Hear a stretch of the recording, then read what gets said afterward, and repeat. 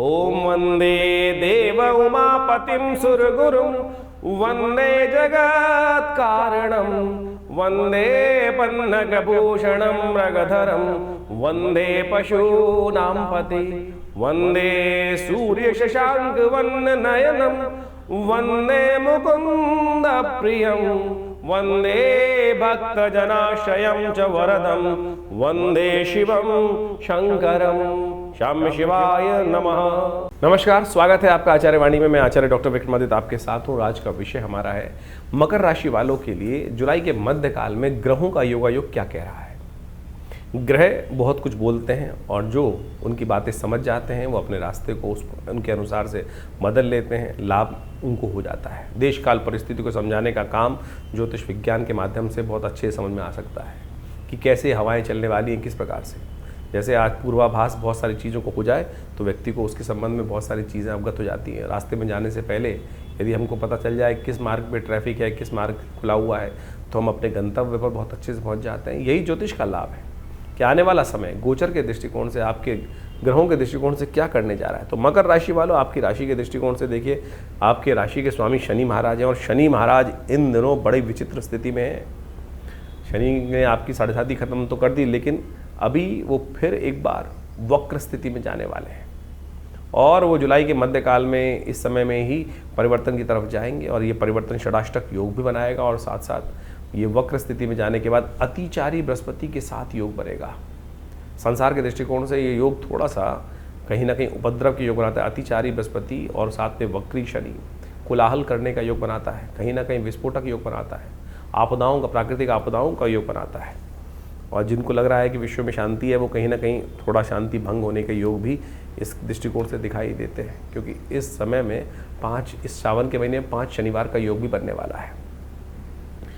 5 शनिवार का योग जो बनता है वो कहीं ना कहीं थोड़ा सा उपद्रवकारक स्थिति को उत्पन्न करता दिखाई दे रहा है। लेकिन वहीं सावन के महीने में शुक्रवार भी 5 पड़ रहे हैं, ये समृद्धि का योग, यानी अच्छा खराब दोनों समय अच्छा चलता है। और जो संत महात्मा के साथ लोग रहते हैं, अच्छे कर्म करते हैं, उनके लिए अच्छा ही योग बनता दिखाई देता है। तो आप समझ लें कौन से अच्छे कर्म कर कर आप अपने अशुभ प्रभाव, ग्रहों के अशुभ प्रभाव को दूर कर सकते हैं। सिलसिलेवार तरीके से वही हम आपको बताने का प्रयास कर रहे हैं। इस समय ग्रह नक्षत्र आपके लिए थोड़े भ्रमण की स्थिति उत्पन्न करते दिखाई दे रहे हैं और साथ साथ मनोविचार में थोड़ा कई बार भ्रम की स्थिति भी उत्पन्न कर सकते हैं। भ्रमण और भ्रम दोनों कहीं ना कहीं आ जाए ना, तो कई बार स्थितियों को विकट कर सकते हैं।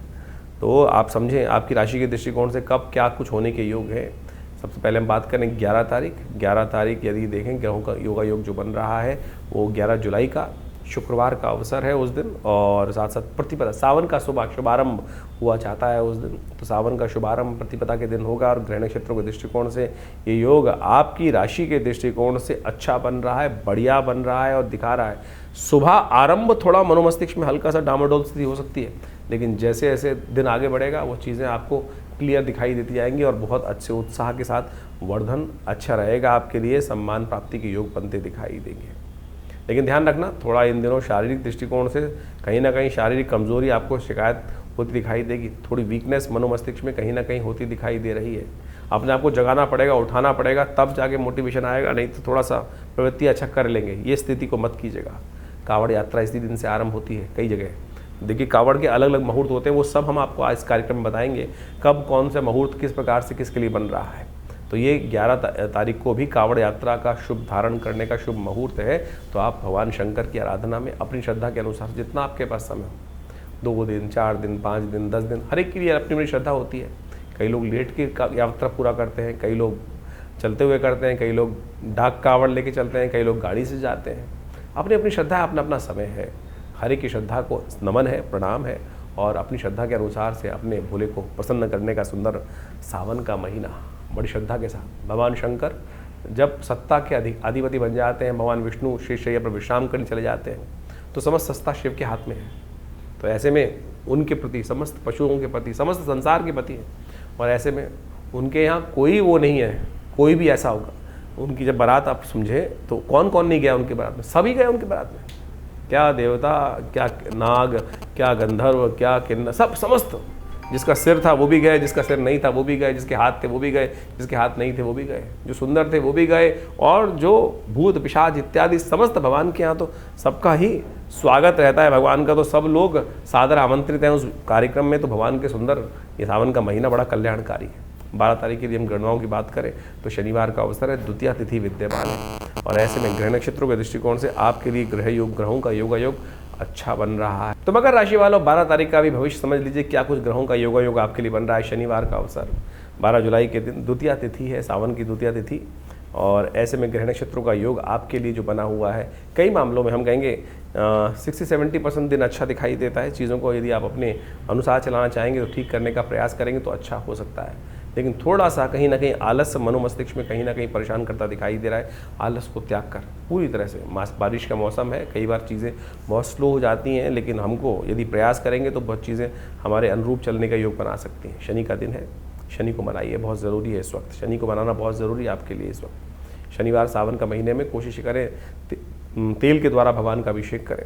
इस समय थोड़े शत्रु आपको परेशान करने के योग बना रहे हैं, जो कहीं ना कहीं परिस्थितियां ही थोड़ी शत्रुत्व के रूप में आपके लिए परिवर्तन सामने आती दिखाई दे रही हैं। इसलिए उनको शांत करने के लिए सबसे अच्छा उपाय है थोड़ा तेल लेकर ओम नमः शिवाय का स्तवन करते हुए भगवान शंकर पर अर्पित करने का प्रयास करें। यह एक मंत्र है जो रुद्राष्टाध्यायी में आया है, शन्नो देवी रविष्ट्रया आपो भवन्तु पीतये शन्नो रविष्ट्रवन्तुनः। तो इस मंत्र का जप करना आपके लिए अच्छा रहेगा। तो ग्रह नक्षत्रों को उस परिवर्तन को समझना चाहिए। 13 तारीख के दिन ग्रह क्या कह रहे हैं वो भी जान लीजिए। रविवार का अवसर है, तृतीया तिथि है, और ग्रह नक्षत्रों के दृष्टिकोण से दिन आपके लिए पॉजिटिव ही दिखाई दे रहा है, नेगेटिव नहीं दिखाई दे रहा। चीज़ों को अच्छे से करने का आप प्रयास कर सकते हैं। शाम आते आते नई उम्मीद जाग सकती है, आशीर्वाद से मेवा प्राप्त करने के योग बन सकते हैं। रविवार का दिवस है, माँ गौरी का व्रत इस दिन किया जाता है शास्त्र के दृष्टिकोण से। स्वर्णिम गौरी की मूर्ति बनाकर कहा जाता है कि जो भगवान शंकर की सुंदर उपासना करेंगे, शिव परिवार की उपासना करेंगे, उनके लिए ग्रह नक्षत्र अच्छे बनते दिखाई दे रहे हैं। शाम को गज केसरी योग भी बनकर तैयार है, जो आने वाले 3-4 दिन के लिए आपकी स्थिति को बड़ा अनुकूल बनाता दिखाई देगा। रास्ता वही है, केवल बड़े बुजुर्गों का सम्मान, उनका आशीर्वाद लेकर जो भी कार्य करोगे चीज़ें पॉजिटिव हो सकती हैं। इस दिन एक मुहूर्त बन रहा है जो विशेष तौर पर ध्यान करने वाली बात है कि कावड़ यात्रा का, लेकिन सुबह मुहूर्त बनेगा, ध्यान रखिएगा। भद्रा जो है वो करीब करीब दोपहर के बाद आरंभ हो जाएगी। तो सुबह सुबह यदि कावड़ यात्रा आरंभ करना चाहें 1 बजे से पहले तो कावड़ धारण करने का सुंदर मुहूर्त को आरंभ करने का के लिए सुंदर मुहूर्त बन रहा है। सूर्योदय से लेकर करीब करीब 1 बजे तक, 1:30 बजे के बाद भद्रा आरंभ हो जाएगी। तो फिर वो कार्य नहीं करना चाहिए, कोई भी शुभ कार्य भद्रा में करना शुभ नहीं माना जाता। 14 तारीख सोमवार का अवसर, सावन का पहला सोमवार, और चतुर्थी के दिन, गणेश चतुर्थी के दिन सुंदर योग बनते दिखाई दे रहे हैं। और इस दिन विशेष तौर पर आपके ग्रह नक्षत्र बड़े पॉजिटिव साइन लेकर आ रहे हैं। चंद्रमा बुरी तरह से धन भाव में उपस्थित होकर चीज़ों को ठीक करता दिखाई दे रहा है, लेकिन फिर भी राहु के साथ है, वो कहीं ना कहीं भ्रम की स्थिति उत्पन्न कर सकता है। भ्रम को मत रखना, मन में लाने देना। यहाँ सब कुछ बढ़िया है। कई बार क्या होता है, चीज़ों को हम करने का प्रयास करते हैं, लेकिन आशंकाएं, शंकाएं मन को घेरी रहती हैं। उस शंका को हटाने का प्रयास करें। चंद्रमा और राहु की युति होने के कारण से धन भाव में, परिवार के भाव में भी कई बार हमारे को अपने परिवार के ऊपर ही बहुत सारे लोगों के प्रति शंका उत्पन्न हो जाती है। शंका जो है वो विशेष तौर पर कई बार कष्ट में फंसा सकती है। तो कोशिश ये करें, एक छोटा सा उपाय हम आपको बताने का प्रयास करें।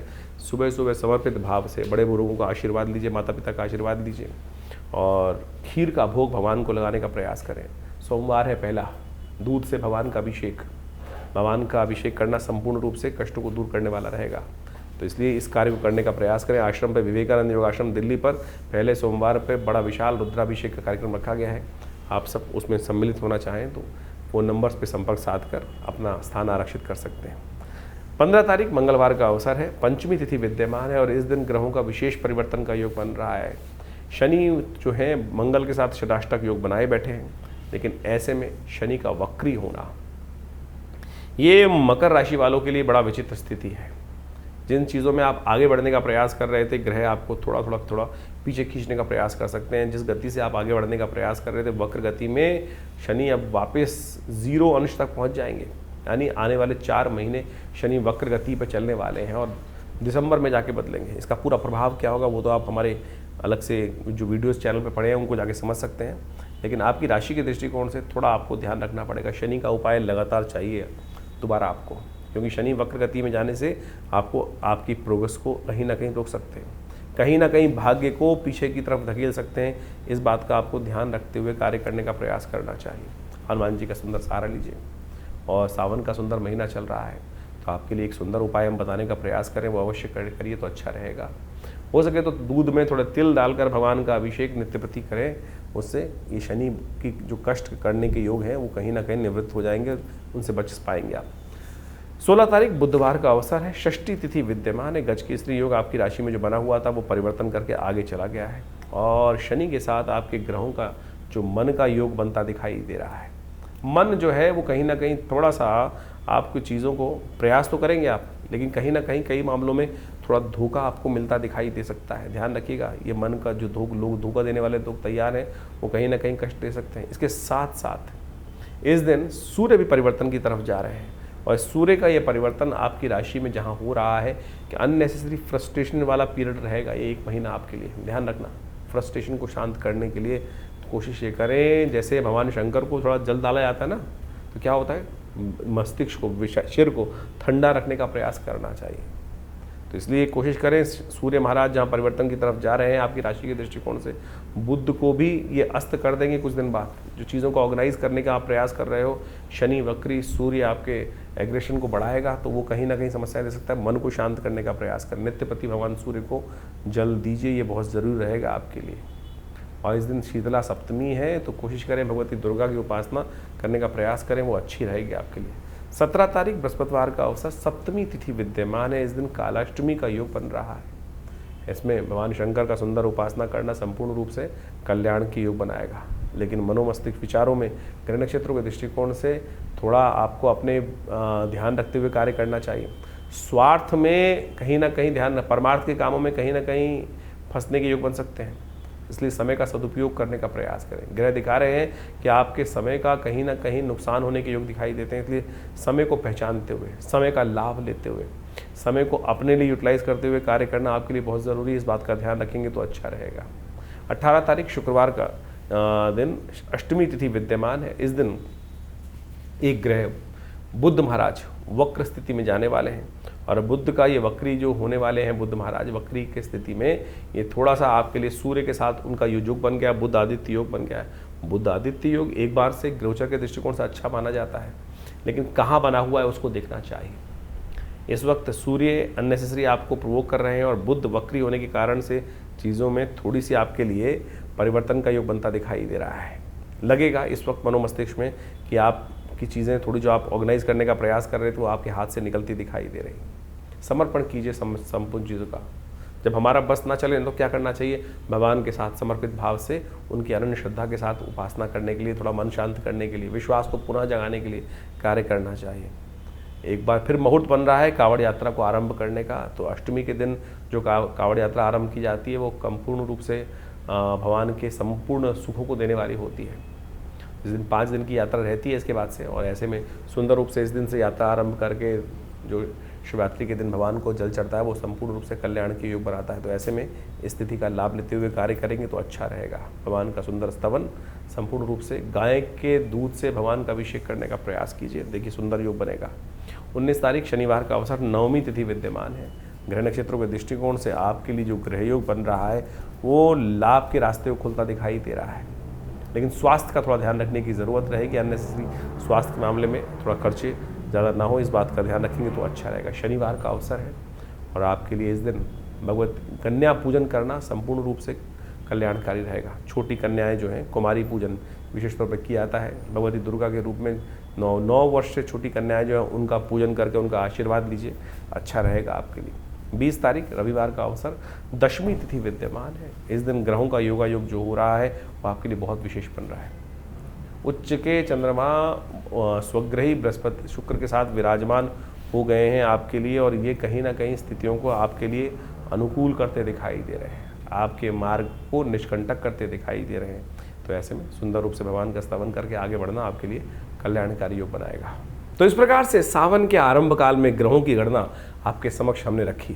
ये ग्रहों की गणना के अनुसार से हम सबको अच्छे से समझ लेना चाहिए कि देखिए इस वक्त बृहस्पति अतिचारी अवस्था में पूर्ण प्रभाव उत्पन्न करने के लिए बहुत तेज गति से चल रहे हैं, और शनि महाराज इस वक्त वक्र स्थिति में, जो विशेष रूप से जुलाई के सावन के मध्यकाल में, जो सावन का आरंभ काल है, उसी में वो वक्र गति प्राप्त कर चुके हैं। और ये योग किसी प्रकार में शुभ नहीं कहा जा सकता। षडाष्टक योग भी शनि का और विशेष तौर पर आप समझिए मंगल का बनाया हुआ है। और इस प्रकार से ये संसार के दृष्टिकोण से जो कुछ दिन पहले लोगों को लग रहा था कि शांति का वातावरण द्वारा बन सकता है, ये कहीं ना कहीं अंदर खाने में कहीं ना कहीं उपद्रव के योग बनाता दिखाई दे रहा है। कहीं ना कहीं आने वाले समय में कुछ ना कुछ अशांति का वातावरण भयावह स्थिति में बनता दिखाई देगा। कुछ ना कुछ उपद्रव कहीं ना कहीं उत्पन्न होने के योग अच्छे खासी बनते दिखाई देंगे। इसके बाद शनि मंगल का टकराव भी आरंभ हुआ चाहता है। आमने सामने बिल्कुल एक परस्पर समसप्तक योग भी मंगल का शनि के साथ बनकर तैयार हो जाएगा। तो ये कहीं ना कहीं प्राकृतिक उपद्रव भी उत्पन्न कर सकता है, कहीं ना कहीं प्राकृतिक आपदाओं को कहीं ना कहीं आरंभ कर सकता है, भूमि का कहीं ना कहीं कंपन उत्पन्न हो सकता है। और साथ साथ जो युद्ध की स्थिति जो बनी हुई थी अभी वर्ष के आरंभ काल में, वो पुनः कहीं ना कहीं दोबारा स्थिति को कहीं ना कहीं और आग में घी डालने का कार्य बहुत सारे राजनीतिक दल करते दिखाई देंगे। लेकिन आपकी दृष्टिकोण से, आपके राशि के दृष्टिकोण से हमने पूरा बताया कि क्या कुछ प्रभाव उत्पन्न करने के योग बनेंगे। देखिए, सावन का महीना बड़ा श्रेष्ठ होता है। सावन का महीना संपूर्ण रूप से भगवान को अपने जो कर्म को समर्पित करने का माना जाता है। और जा पर कृपा राम की हुई ता पर कृपा करें सबको, इस भाव का ध्यान रखना चाहिए। भगवान जिस पर प्रसन्न हो जाएंगे। और भारतीय संस्कृति में तो सोचें कितने सुंदर सुंदर रूप से अनेक अनेक उदाहरण उपस्थित करके ये भाव समझाए गए हैं कि जीवन में जो हम कर्म करते हैं उसका भोग हमको प्राप्त होता है, शुभ अशुभ जैसे भी कर्म हो। अब शुभ तो हो जाए और उसके द्वारा हमारे जीवन में शुभ का आगमन बन जाए तो बहुत अच्छा है। लेकिन यदि अशुभ कर्म हमारे द्वारा मनसा वाचा कर्म, 3 प्रकार के कर्म शास्त्र में बताए गए हैं। और कई बार क्या होता है कि हम बहुत ज़्यादा कॉन्शियस होकर कार्य करने का प्रयास करते हैं तो बहुत सारी चीज़ें शुभ करने की तरफ प्रवृत्त हो जाते हैं। कई बार धर्म व्यक्ति जब निष्ठ व्यक्ति होता है, लेकिन कई बार अनायास ही बहुत सारे दुष्कर्म हो जाते हैं। अब उनसे मुक्ति का मार्ग किस प्रकार से बने? हमारे यहाँ संसार में विशेष तौर पर इस बात को समझना चाहिए कि हर धर्म में, हर पंथ में कहीं ना कहीं इस भाव को रखा गया है कि दुष्कर्मों से मुक्ति किस प्रकार से हो। बहुत सारे लोगों ने इसको भ्रांतिवश अनेक अनेक स्वरूप में उपस्थित कर दिया। आप समझें कि उस कर्म से, दुष्कर्म से मुक्ति के लिए ही कई जगह क्या होता है कि कहीं पाप आ गया, कष्ट आ गया तो क्या कर दें। आप देखें विभिन्न देशों के अंतर्गत अनेक अनेक प्रकार से उदाहरण उपस्थित किए जाते हैं। कहीं बलि, कहीं कुर्बानी, कहीं कुछ और। यहाँ तक कि कहीं कहीं अनेक अनेक मतों में अनेक अनेक प्रकार के उल्टे सीधे कर्म भी बहुत ज़्यादा करते हैं। लेकिन भारतीय संस्कृति में सोचे कितना सुंदर भाव कहा गया है। जो हम त्रिदुलम त्रिगुणाकार, हम जो बिल्वपत्र भगवान को अर्पित करते हैं, सावन के महीने में विशेष महिमा उसकी कही गई है। त्रिदुलम त्रिगुणाकारम त्रिनेत्रम च त्रिधायुधम त्रिजन्म पाप संहारम बिल्वपत्रम शिवार्पणम। यानी शास्त्र में इतने सुंदर कहा गया है कि एक बिल्वपत्र बड़ी श्रद्धा के साथ यदि भगवान पर आप अर्पित कर दें तो क्या कहा जाता है? त्रिजन्म पाप संहार, 3 जन्मों के पाप जो है वो सब समाप्त हो जाते हैं। ये सोचे कितनी सुंदर समर्पण भाव से एक कर्म यदि आप कर ले तो वो किस प्रकार से निवृत्ति दे देगा अनेक अशुभ कर्मों से। और तो और बड़े बड़े सुंदर मंत्र कहे गए हैं। सौराष्ट्रे सोमनाथम च श्रीशैले मल्लिकार्जुनम उज्जैन्यम महाकाल, ये भगवान की वंदना है। और कहा गया अंत में सप्त जन्म कृतम पापम प्रातः स्मरणेन विनश्यति। यदि आप 7 जन्म के जो पाप हैं केवल इन जो आप जो द्वादश ज्योतिर्लिंग है इनके यदि नाम का स्मरण कर ले, सौराष्ट्रे सोमनाथम च श्रीशैले मल्लिकार्जुनम उज्जैन्यम महाकाल ओमकार ममलेश्वरम, ये इस प्रकार से कहा गया ना, सप्त जन्म कृतम पापम स्मरणेन विनश्यति। तो यानी अनेक जन्मों के जो पाप हैं, दुष्कृत्य है, उससे क्षय को जीवन से उससे निवृत्ति के योग बन जाते हैं। तो यानी इतना सुंदर व्यवस्था हमारे सनातन में बनाई गई है। इसका कहने का तात्पर्य इस ज्योतिष के कार्यक्रम में ये है कि आपके जीवन में जो कष्ट है उससे निवृत्ति के लिए ये सावन का महीना बड़ा श्रेष्ठ है। देव शयन हो जाता है, भगवान शंकर के हाथ में समस्त सत्ता आ जाती है। और ऐसे में यदि आप छोटे भी रूप में नित्यपति भगवान उनका सुंदर अभिषेक कर लें, एक बिल्वपत्र भगवान को अर्पित कर दें, तो आपके जो दुष्कर्म हैं उससे निवृत्ति का मार्ग बनेगा, शुभ कर्म का उदय होगा। और जब शुभ कर्म का उदय होगा तो पता जानिए क्या होगा, शुभ कर्म के उदय होते ही इस संसार में शुभता प्राप्त करने के योग बन जाएंगे, कष्टों से निवृत्ति के योग बन जाएंगे। और अनेक प्रकार से आपके जीवन में जो कष्ट भोग रहे हैं उससे निवृत्ति का मार्ग बन जाएगा। इसलिए ये न के न प्रकारेण कैसे भी हो भगवान का सुंदर स्तवन इस सावन के महीने में अवश्य करने का प्रयास करें। विवेकानंद योगाश्रम में पूरे सावन के महीने पूरे 30 दिन नित्यपति भगवान का रुद्राभिषेक दूध से, दही से, घी से, शहद से, अनेक अनेक औषधियों से, भस्म से, सब प्रकार से रुद्राष्टाध्यायी का पाठ करते हुए नृत्यपति चल रहा है। आप भी उसमें सम्मिलित हों, कर्म करें, शुभ करें। देखिए क्या होगा, शुभ वातावरण बनाओगे ना तो अपने आप जीवन में शुभ का आगमन होता जाएगा। हमने वातावरण ही बड़ा विचित्र बना दिया है। हमारे मनोमस्तिष्क में कहीं ना कहीं छोटा सा भाव ऐसा आ गया है कि नहीं कुछ नहीं होता। अरे बहुत कुछ होता है, सब कुछ होता है। जरा पलट के देखो जीवन में कब कब किस किस प्रकार से हमने भगवान की कृपा से जीवन में उसका लाभ पाया है, ये सोचने की आवश्यकता है। तो इसलिए ज्योतिष में निवारण जो है वो प्रभु का नाम ही है, निवारण प्रभु का नाम ही है। उस निवारण के नाम को हमें स्मरण करने का प्रयास करना चाहिए। अनेक कथाएं शास्त्र में उपस्थित हैं, उन कथाओं को हमें समझते हुए कार्य करने का प्रयास करना चाहिए। एक शराबी था, उपनिषद में कथा आती है, जिंदगी में कभी परमात्मा के मंदिर नहीं गया, भगवान का नाम स्मरण नहीं किया, लेकिन जीवन था, जिया था। तो कई बार बहुत सारे का जीवन में कई बार योग बन जाते हैं। कहा जाता है कि एक दिन वो नाचने वाली के पास जा रहा था और थोड़ा सा पान का बीड़ा हाथ में था और साथ में कुछ मालाएं थी, कुछ मीठा था हाथ में और कुछ ना कुछ नशा भी कर रखा था उसने। कहा जाता है कि बरसात का मौसम था, कहीं ना कहीं चलते वक्त रास्ते में ठोकर लगी, नशे में था, वो गिर पड़ा। बहुत देर तक गिरा पड़ा रहा। सुबह सुबह रात शाम से भोर होने की वेला आई, मंदिर में सामने जब उठा कुछ आवाज़ हुई तो सामने मंदिर था और सामने मंदिर में देखा तो शिवालय दिखाई दिया, भगवान शिव का शिवालय था वो। बस गिरता पड़ता कैसे ही पता नहीं भाव मन में क्या जागा, कोई पुण्य कर्म जागा होगा, भाव आया अरे ये जहाँ जा रहा था वहाँ के लायक तो रहे नहीं, मिट्टी लग गई, आज इन्हीं को चढ़ा देता हूँ। शिव साक्षात सामने विराजमान थे। गया और उस शिवलिंग पर वही पान का बीड़ा, मिट्टी लगा हुआ, मिट्टी लगी हुई माला भगवान को अर्पित कर दी और मंत्र जो टूटा फूटा याद था, कहीं सुन रखा था, ओम नमः शिवाय, और वही सुनते हुए वहीं भगवान पर अर्पित कर दिया वो सब सामग्री, उस मंत्र का उच्चारण करते हुए। देवयोग से उसी वक्त प्राण निकल गए, चोट लग चुकी थी ज़्यादा, और वहीं शिवलिंग पर ही वो गिर पड़ा और वहीं प्राण निकल गए। कालांतर में उसको यमराज के समक्ष उपस्थित किया गया और कहा गया कि यमराज महाराज, ये जीव आया है, लाइन में लगे हुए थे, नंबर आया तो पता चला चिरकाल तक इनको नरकादि लोकों में वास करना है, लेकिन एक बहुत सुंदर योग है, चित्रगुप्त ने बताया कि इनको 2.5 घड़ी का इंद्रासन प्राप्त हुआ है। 2.5 घड़ी का इंद्रासन, उस जीवात्मा की भी आंख खुल गई एकदम। उसको भी लगता था उसने कभी ज्ञानता में कोई शुभ कार्य में ज्ञान में किया ही नहीं था, जिंदगी भर कुछ गलत ही गलत काम किए होते। मरने के बाद तो सबको ज्ञान होता है कि मैंने क्या किया क्या नहीं किया। ज्ञानवान जब जिंदा रहते हैं तब तो हमको होश ही नहीं रहता है हम जो कर रहे हैं वो शुभ है या अशुभ है, लेकिन आत्मा को तो सब कैलकुलेशन होकर पता चल रहा है ना, कहाँ जुड़ रहा है कहाँ नहीं जुड़ रहा। तो यही भाव उसकी आत्मा को जब जीवात्मा के रूप में वहाँ उपस्थित था तो कहा था हमने तो कुछ किया ही नहीं शुभ, तो हमको तो लाइन में जाना ही है, जहाँ जहाँ कड़ाई में डालोगे जो कुछ होगा, कुंभों में पड़ना है वो जाना ही है।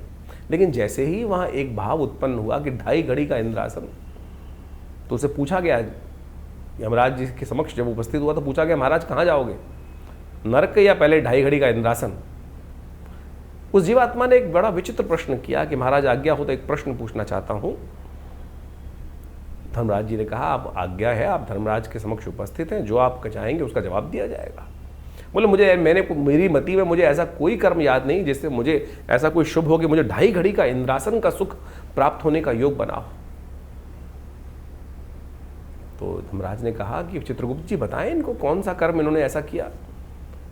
तो कहा महाराज इन्होंने एक मरते वक्त अंतिम में सांस लेते हुए भगवान पर इस प्रकार से इस अवस्था में मनसा वाचा कर्मणा, तीनों रूप में इस संसार से निवृत्त होकर भगवान के श्री चरण में समर्पित होते हुए प्राण को त्यागे और इस भाव से उन्होंने सब कुछ अपना संपूर्ण भगवान को समर्पण कर दिया।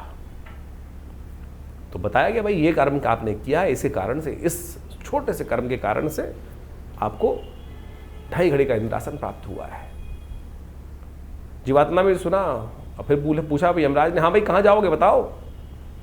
तो उन्होंने कहा महाराज मुझे इंद्रासन पहले चाहिए और इंद्रासन के बाद फिर 2.5 घड़ी के भोगने के बाद। कहा जाता है कि धर्मराज की आज्ञा से उनको उपस्थित किया गया इंद्र के समक्ष कि महाराज इंद्र, राजा देवराज इंद्र के समक्ष कि महाराज इनको धर्मराज की आज्ञा से 2.5 घड़ी का इंद्रासन प्राप्त हुआ है। और सत्य माने इंद्र वहाँ से उतरे जो उस वक्त स्थित पे थे। ये शास्त्रोक्त कथा है, उपनिषद में आई हुई कथा है, ये किसी की बनाई हुई कथा नहीं है। मेरी और आपकी मतियों को ठीक करने के लिए जो हमारे संसार में विशेष तौर पर मति अलग अलग प्रकार से हो जाती है, उन भ्रमों को ठीक करने के लिए एक संसार में हमारे ऋषियों के द्वारा एक कथा उपस्थित की गई है उपनिषदों के अंतर्गत। जब वो वहाँ उपस्थित हुआ, 2.5 घड़ी का इंद्रासन के लिए उसका अभिषेक हुआ, संकल्प लिया गया और पूरी तरह से राज्याभिषेक जिस प्रकार से होना चाहिए उस प्रकार से उनको वहाँ पूरी तरह से विधि विधान का पालन करते हुए, समस्त संस्कारों को करते हुए उनको 2.5 घड़ी का इंद्रासन के लिए, और जैसे ही वो इंद्र पद पर आसीन हुए वहीं नृत्य गंधर्वों का, अप्सराओं का आरंभ हुआ चाहता था। उन्होंने सब रोक दिया, बोले मैं इंद्र हूँ, रुको सब, ये कुछ नहीं होगा। और बोला जल लाओ। जल लाया गया और जल पे संकल्प लिया और कहा ये उच्च श्रवा घोड़ा शुक्राचार्य को दान करता हूँ, कामधेनु गाय वशिष्ठ को दान करता हूँ, समस्त निधियों को दान करना शुरू कर दिया। संसार जो भी स्वर्ग की उस इंद्र के साम्राज्य में जो जो निधियाँ थी संपूर्ण दान कर दी, और अंत में सिंहासन से उठकर नीचे आया और कहा मैं इस वक्त इंद्र, ये मेरा गोत्र, मैं आज इस समय समस्त त्रिलोकी का ये साम्राज्य जो है, स्वर्ग जो है, ये भगवान शंकर के श्री चरणों में अर्पित करता हूँ। और बोला चलो अब कहाँ लेके चलते हो, जहाँ नरक आदि लोग चल रहे हैं चलो। फिर किसकी सामर्थ्य थी? तो आपके जो मन से मनेव बंधन कारण मोक्षो शास्त्र कहता है, तो समझो, इस विधि को समझो। तो इसलिए ये न कि न प्रकारेण, किसी भी प्रकार से अपने वातावरण को, वो कब आएगी वो वेला जैसे हम श्रद्धा के साथ, विश्वास के साथ परमात्मा का स्मरण कर पाए। तो इसलिए ये जो सावन का महीना है ना, लोक के साथ साथ परलोक को भी सुधारता है।